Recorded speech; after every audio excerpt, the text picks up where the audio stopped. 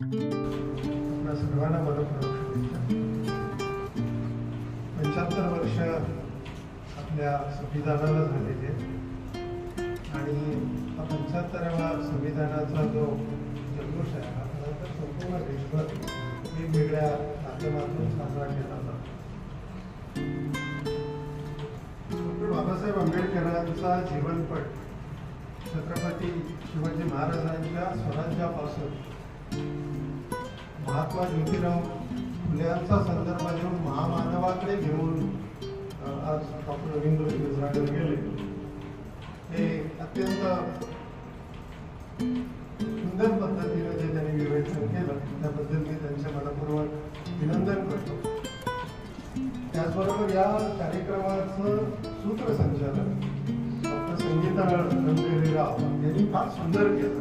खूप बारकावे सर्व त्यांनी त्याच्या सूत्रसंचालनामध्ये घेतले। सर्व विभागाचे उपप्राचार्य, सर्व विभाग आणि बंधू आणि भगिनी,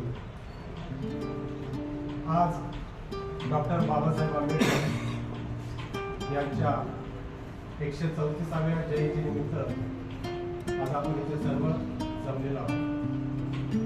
आज खऱ्या अर्थाने आपल्या सर्वांसाठी सोनेरी दिवस आहे, कारण की आजच्या दिवशी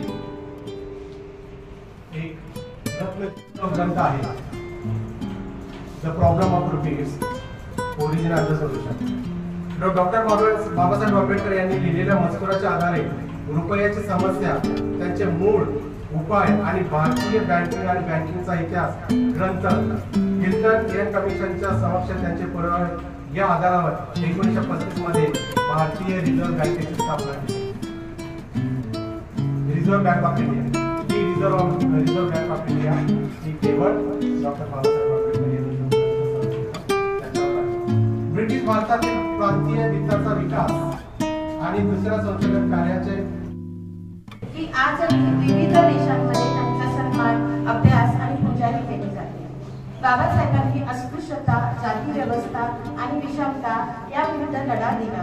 त्यांचा हा लढा केवळ भारतापुरता नव्हता, तर जगभरातील दबलेले, शोषित, भेदभावग्रस्त लोक यांना आजही प्रेरणा देते। भारतीय संविधान हे जगातील सर्वात मोठे आणि समतोल संविधान मानलं जातं। त्यात समाविष्ट असलेले स्वातंत्र्य, समता, बंधुता, धर्मनिरपेक्षता, मानवाधिकार हे विचार आजही जगभरात मध्ये बौद्ध धर्म स्वीकारून नवयान बौद्ध धर्माची स्थापना केली। आज भारतासह Japan, Thailand, America, Nepal, Sri Lanka, England यासारख्या देशांमध्ये आंबेडकरी बौद्ध समुदाय आहे। लंडनमध्ये बाबासाहेबांचे निवासस्थान आज स्मारक म्हणून जपले जाते। Toronto, London, Melbourne, Dubai, Mauritius या शहरांमध्ये त्यांचे पुतळे आणि चौक आहेत। कोलंबिया विद्यापीठाने त्यांना स्टुडंट ऑफ द